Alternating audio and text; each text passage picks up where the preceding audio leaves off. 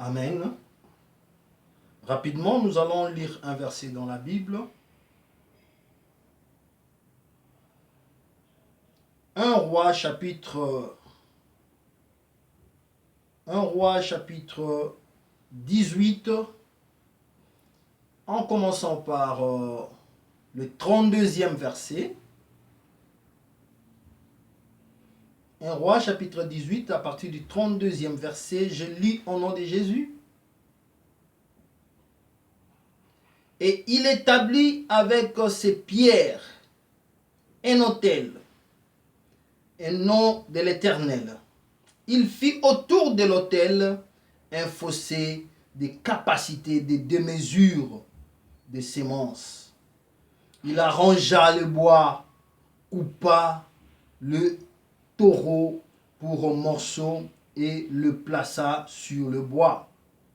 Puis il dit, remplissez d'eau 4 cruches et versez-le sur holocauste et sur le bois. Il dit, fais-le une seconde fois. Et ils le firent une seconde fois. Il dit, fais-le une 3e fois. Et il le fit une 3e fois. L'eau coula autour de l'autel et l'on remplit aussi d'eau les fossés. Au moment de la présentation de l'offrande, Élie, le prophète, s'avança et dit, l'Éternel Dieu d'Abraham, d'Isaac et d'Israël, que l'on sache aujourd'hui, tu es Dieu en Israël. Alléluia, alléluia. Tu es Dieu en Israël, que je suis ton serviteur et que je fais toutes ces choses par ta parole. Réponds-moi, l'Éternel, réponds-moi, afin que le peuple reconnaisse que c'est toi, l'Éternel, qui est Dieu, et que c'est toi qui ramènes leur cœur. Et le feu de l'Éternel tomba, alléluia, et il consuma l'holocauste, le bois, le pierre et la terre. Il absorba l'eau qui était dans la fosse. Quand tout ce peuple vit cela, ils tombèrent sur leur visage et dirent, c'est l'Éternel qui est Dieu. C'est l'Éternel qui est Dieu. Est-ce qu'on peut acclamer la parole de Dieu? Que Dieu vous bénisse. Bien-aimés dans le Seigneur, c'est l'histoire d'Élie le prophète devant le prophète de Baal. La Bible dit ceci, qu'il s'est passé des confusions de part et d'autre. Et dans cette confusion, la Bible même leur-même a prononcé. La Bible même le dit, que dans cette confusion, ils se disaient l'un à l'autre, qui est le vrai Dieu qu'on doit établir en Israël? Est-ce que c'est le Dieu de Baal ou c'est le Dieu d'Élie? Parce qu'il y avait des diversités, il y avait des complications, il y avait des situations. On ne croyait pas qui était le vrai Dieu en Israël. À un moment, il s'est décidé en fait d'établir, de faire, c'est lui qui va invoquer le feu. Le Dieu qui va faire descendre le feu. C'est ce Dieu-là qui est le vrai. Bien-aimé, on a établi, on a fait l'emplacement, c'était au Mont Carmel, où le prophète de Baal était là, et Élie aussi était là. Il s'est passé maintenant des problèmes, des situations difficiles. Élie a dit non, invoquez votre Dieu. Le prophète de Baal a commencé à invoquer leur Dieu. Ils ont invoqué leur Dieu. Sans rien, c'est fait. Ils ont fait des choses. Arrivé un moment, Élie même, c'est mon cœur de, il dit mais non. Depuis longtemps que vous pas la réponse. Peut-être il est en voyage. Insistez encore. Et le prophète de Baal insistait. Il insistait, ils ont fait tout ce qu'ils voulaient, tout ce qu'ils pouvaient, tout ce qu'ils étaient en mesure de faire. Mais il n'y a pas eu la solution. La Bible même le dit. L'heure est arrivée où Élie a commencé, où le temps d'Élie est arrivé pour que Élie aussi puisse invoquer le feu. Bien aimé, il s'est passé la différence entre les dieux d'Élie et les dieux de prophètes de Baal. J'aimais cette différence. Qu'est-ce qui est arrivé?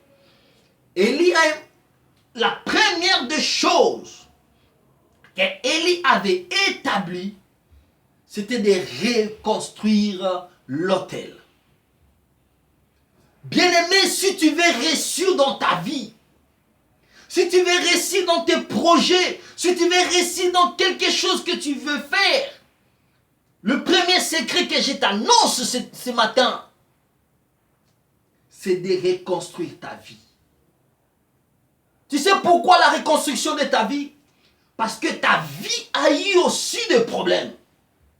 Parce que le moment où tu étais là en train de parler, en train de faire quoi que ce soit, c'était les temps de Baal dans ta vie.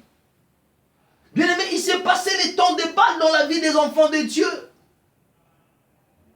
Il y a beaucoup des enfants de Dieu vécus dans des distractions inutiles. Il y a tant des enfants de Dieu qui s'est donné dans des choses inutiles. C'était les temps de Baal. Bien-aimé, tu as passé ton temps avec le Dieu de Baal. Quand je parle de Dieu de Baal, je vois la magie, c'est le Dieu de Baal.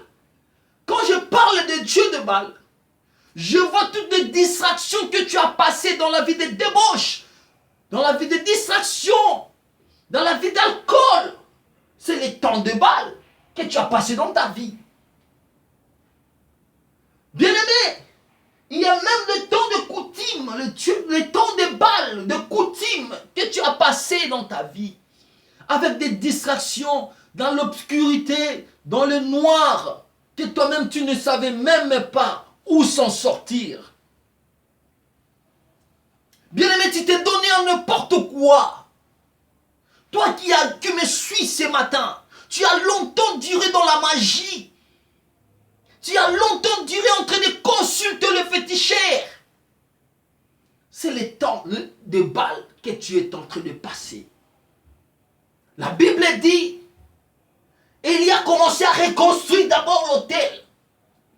Bien-aimé, reconstruis ta vie. L'Éternel a besoin de la reconstruction de ta vie.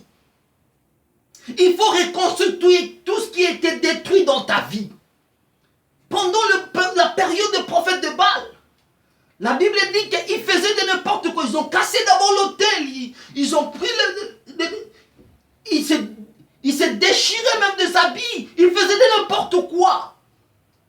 C'est le temps aussi que toi qui me suis, tu as passé dans ta vie. Tu as passé un temps dans la distraction. Tu as passé ton temps dans des choses inutiles de ta vie. Mais la Bible dit quand le prophète Élie est venu, où c'était son temps, il a commencé d'abord à reconstruire l'autel.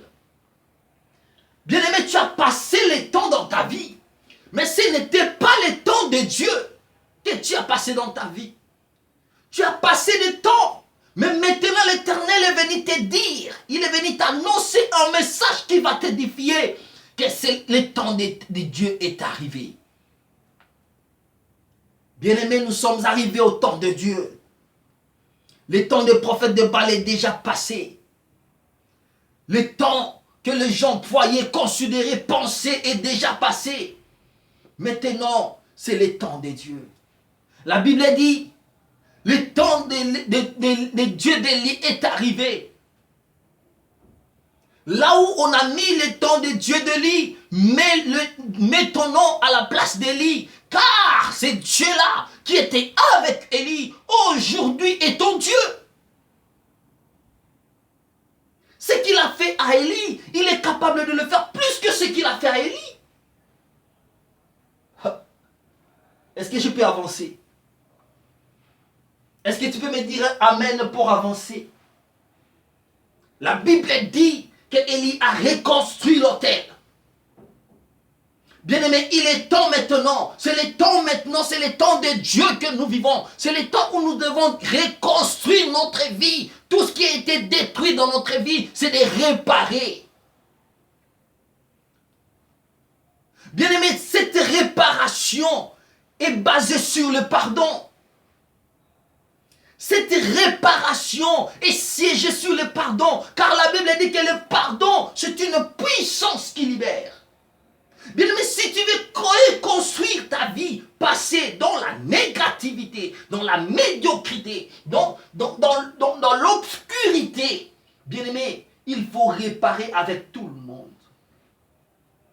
Tu veux avoir la puissance de Dieu dans ta vie? Tu veux avoir les signes de Dieu dans ta vie? Tu veux vivre Dieu dans ta vie? Mais c'est facile. Allez demander pardon.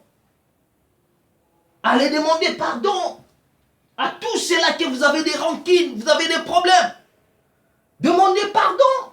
Ça ne coûte rien. Mais il suffit que de reconnaître le mal que tu as fait. Demande pardon. Pourquoi? Parce que tu es devenu une nouvelle créature. La Bible dit que les choses anciennes sont passées et toutes choses sont devenues nouvelles. La reconstruction. Bien-aimé, cela n'est pas fini. Après avoir reconstruit l'autel, Élie a rempli. Oh, Rakotamanase. Il a rempli, la Bible dit, 4 cruches qui étaient là, a été remplies. Bien-aimé, Lazare était mort. Et le 4e jour, Dieu a ressuscité Lazare. Bien-aimé, le 4 cruches d'eau qu'on avait mis à côté, l'eau prouve la parole. Bien-aimé, quand la parole vient, la parole amène la résurrection. C'est pourquoi Jésus, quand il est venu au tombe de Lazare, la Bible dit que la résurrection est entrée dans la vie de Lazare. Bien-aimé, quand l'eau est entrée dans la criche, et il a rempli d'eau dans la criche.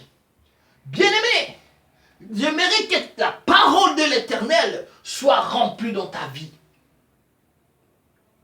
Bien-aimé, la Bible même nous dit que nous sommes des criches, bambeki. C'est dans le même criche où Jésus a transformé l'eau en vin. C'est toujours dans le même criche où il s'est passé beaucoup de choses. Et dans le même criche où le souverain potier a pris l'argile pour façonner. Et cette argile, cette criche remplie d'eau, c'est toi, c'est moi qui te parle, c'est toi qui m'écoutes ce matin, dont l'Éternel a besoin. La Bible dit, on a rempli l'eau dans 2 criches, 4 criches qui étaient là dans le verset 34. C'est quoi, bien-aimé? J'aimerais que tu remplisses. Va remplir ta famille dans la vie de prière. Va remplir ta famille dans la vie de Christ. Bien-aimé, remplis ta famille. Bien-aimé, remplis ta famille dans la parole de Dieu. Remplis ta vie dans la parole de Dieu. Remplis ta maison dans la parole de Dieu. Remplis tes projets dans la parole de Dieu. C'est pourquoi tu fais des projets mais ne se réalisent pas. Pourquoi? Parce que tu ne remplis pas tes projets dans la parole de Dieu. Comme dit la Bible. Il y a rempli de criches. Bien-aimé, après avoir rebâti ta vie, cherchez à remplir ta vie dans la vie de prière. Cherchez à remplir ta vie dans la sanctification. Cherchez à remplir ta vie dans la parole de Dieu. as rempli de criches. Est-ce que peux-tu remplir aussi le criche de ta vie? Est-ce que peux-tu aussi remplir le criche de ta famille? Alléluia. Dans le verset 34, la Bible dit, Élie a rempli de criches, 4 criches qui étaient là.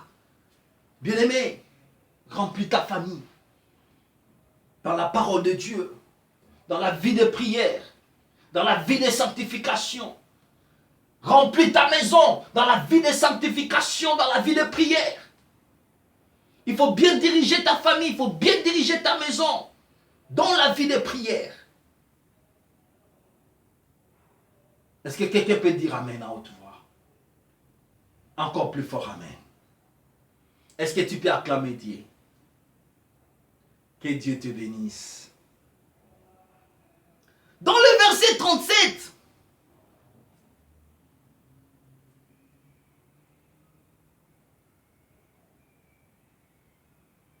Élie a exposé son problème.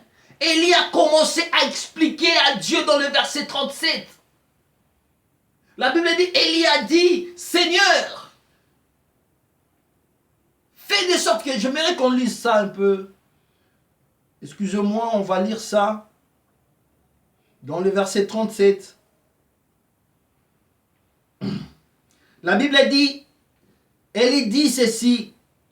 Réponds-moi l'Éternel, réponds-moi enfin que ce peuple reconnaisse que c'est toi l'Éternel qui est Dieu. Alléluia. On cherchait à connaître qui est le vrai Dieu. Parmi les prophètes de Baal et parmi les prophètes d'Élie, qui était le vrai Dieu? C'est pourquoi Élie a dit, réponds-moi Seigneur.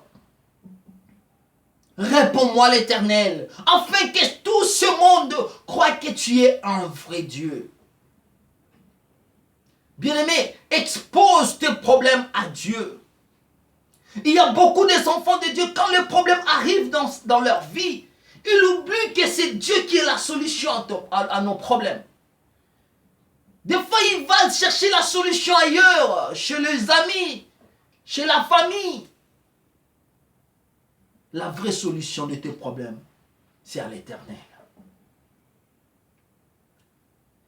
Élie a donné ses supplications à Dieu. Bien-aimé, tu veux devenir une nouvelle créature. Mais quand devant des situations, quand devant des problèmes, tu te donnes à qui? La Bible dit dans le verset 37 que Élie donnait ses supplications à Dieu. Je mérite que cette fois-ci, que tu commences à donner tes supplications à Dieu. Quand tu as des problèmes, n'allez pas chez quelqu'un pour trouver la solution. Va chercher ton Dieu. Il est là, il va te donner la solution. Bien-aimé, Élie aussi avait besoin, il a donné ses supplications à l'Éternel. Il a dit à Dieu combien il a besoin de la solution de sa vie. Élie a donné ses supplications à Dieu. Toi, tu parles à qui? Tu parles à ton oncle là parce qu'il a beaucoup d'argent? Tu parles à qui? Tu parles à ton mari parce que ton mari a beaucoup de relations, a beaucoup de connaissances.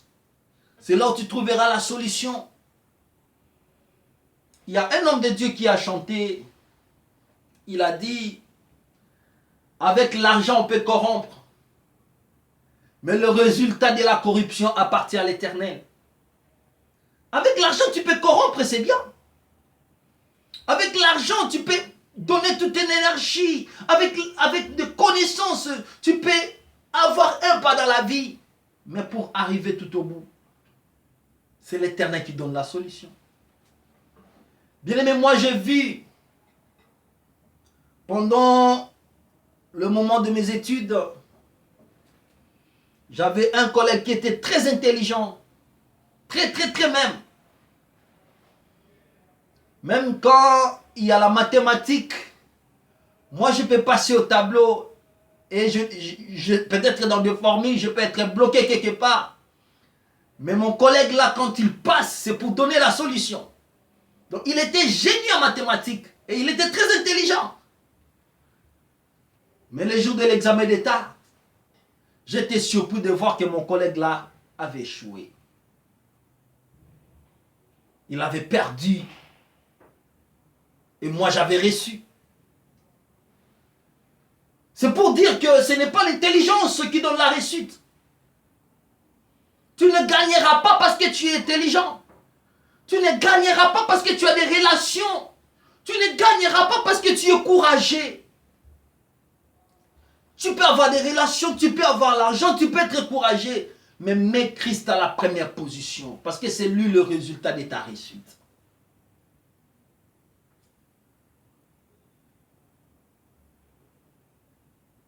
Tous ces gens qui échouent, ce n'est pas parce qu'ils ont fait des erreurs. Ce n'est pas parce qu'ils sont moins intelligents. Mais c'est juste l'Éternel veut nous enseigner que le maître de tout, c'est lui. Donne tes supplications à Dieu. Parle à ton Dieu. Explique à ton Dieu tout le malheur, tout ce que tu as vécu, tout ce que tu as besoin. Donne tes supplications à Dieu. Et la Bible dit, mets en lui ta confiance. Il agira.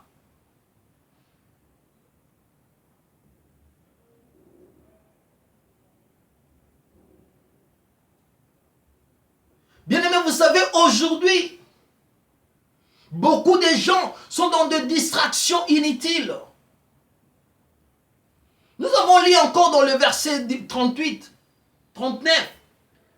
Élie, après avoir invoqué le feu, après avoir supplié à l'Éternel, il a reçu ce qu'il avait besoin. Le feu est descendu. J'aimerais que cette année, que le feu puisse descendre dans ta vie. Nous entrons déjà vers le 6e mois de l'année. Bientôt, c'est le 6e mois de l'année. Bientôt, nous entrons déjà dans le mi-année. Vous savez, quand on est arrivé dans cette année 2021, tout le monde était content parce que il y avait le pandémie qui a surpassé toute la terre. Il y a eu beaucoup de cas de mort, surtout ici en France. En Europe, on a eu beaucoup de morts. Mais tous ces gens, les rescapés de la mort, on dit une gloire au Seigneur. Merci, Dieu nous a épargnés de la mort. C'est bien, être épargné de la mort. Je connais une femme. Quand on était en 2019, pardon, en 1999, on voulait entrer dans 2000 ans. Et vous savez, le jour où nous sommes entrés en 2000 ans, cette femme était très contente. Elle a dit, oh, Dieu m'a sauvé, Dieu m'a épargné de la mort. Surtout qu'en 1999, où elle était totalement malade, elle a été opérée. Mais en 2000 ans, cette femme a dit, Dieu m'a épargné. Il faut que je dois fêter en fait. Je vais célébrer cette nouvelle année. C'était bien pour elle. Mais bien aimé, écoutez, après avoir célébré cette nouvelle année, le jour de la fête où cette femme était morte. Vous savez quoi, je vais te dire? Au moment où l'Éternel te donne la réponse de ta vie, au moment où l'Éternel te donne ce que tu as longtemps cherché, sache-le bien que le nombre aussi des ennemis s'augmente. Si tu avais 500 ennemis, sache-le bien que tu deviens 800 ennemis, 900 ennemis. Les anciens ennemis qui te voyaient échouer à tout moment, quand ils voient l'Éternel accomplir tes promesses, leurs collègues aussi vont s'augmenter. Ils vont augmenter leur colère. Bien-aimé, tu sais, il y a certains combats qui arrivent dans ta vie. C'est parce que tu ne connais pas le nombre ou les choses qui se passent dans ta vie. De même que Élie. Élie croyait qu'après avoir dit ce qu'il a demandé à Dieu, après avoir reçu le fait devant le prophète de Baal, c'est là où a commencé encore le combat. Malgré que les prophètes de Baal étaient nombreux. La réponse. Bien-aimé, cette année, je les déclare en tant que prophète de Dieu. Que l'Éternel te donne ce que tu as longtemps cherché pendant cette année. Que l'Éternel te donne ce que tu l'as demandé pour cette année 2021. À partir de juin, tu vas vivre les promesses de Dieu s'accomplir dans ta vie. Mais je t'avertis que sois prudent parce que les ennemis vont s'augmenter. Il y aura encore l'augmentation du nombre de tes ennemis. Je t'avertis d'être prudent parce que le combat va changer encore de la forme. La première forme de combat d'Élie, on ne croyait pas qu'Élie avait un vrai Dieu. Le deuxième combat d'Élie, c'était après avoir répondu, après avoir reconnu que non, en Élie où il y avait, chez Élie où il y avait le vrai Dieu. C'est là où le problème a commencé.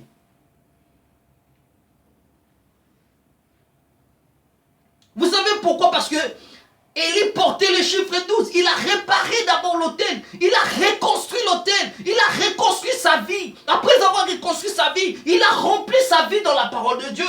Il a rempli sa vie dans la vie de prière. Il a rempli sa vie dans la vie de sanctification. Vous savez, aujourd'hui, la prédication de sanctification ne passe plus encore dans les églises. Pourquoi? Parce que vous savez, j'étais dans une église où j'étais déçu, bien-aimé. C'est les fidèles qui préparent le prédication pour le pasteur. Les fidèles veulent tellement que le pasteur parle de la bénédiction. Les fidèles veulent seulement que le pasteur parle que vous serez bénis, vous allez vous marier. Mais bien-aimé, tu peux te marier, c'est bien. Mais sans la sanctification, sans Jésus dans ton mariage, c'est nul. Tu es béni, c'est bien. Mais si Jésus n'est pas dans ta bénédiction, car ta bénédiction est nulle.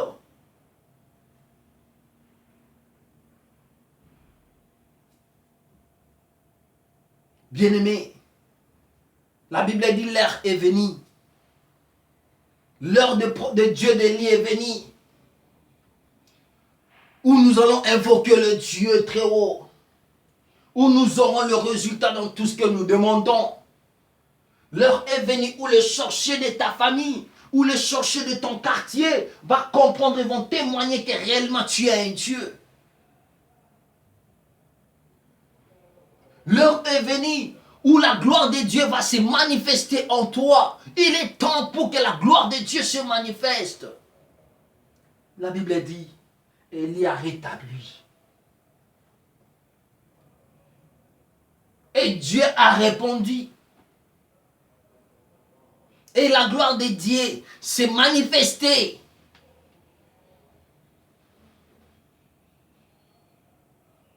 Mais vous savez, bien-aimé, je voulais épingler quelque chose dans le message.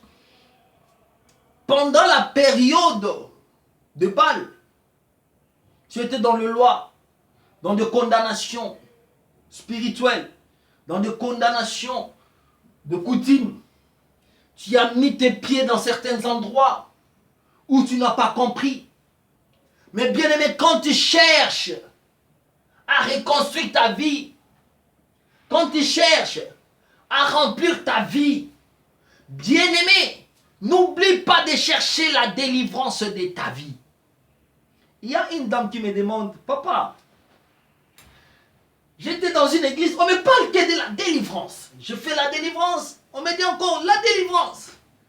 Je fais encore une seconde fois, je dis non, ça devient trop. Pourquoi vous me parlez toujours de la délivrance? J'ai dit, mais ma soeur, tu veux condamner cette église, mais moi je te dis, ne le condamne pas. Vous savez, dans la vie, la délivrance Et la procédure, mon bimba. Et quand on fait une délivrance, sache-le bien que ozokota na monde moko boye. Lelo oki kozala peut-être être délivré financièrement. Et lobby osa délivré moralement. Lobby okuna osa délivré na mari de nuit ou femme de nuit. Donc la délivrance est continuelle. Tu peux être délivré aujourd'hui dans un domaine quelconque.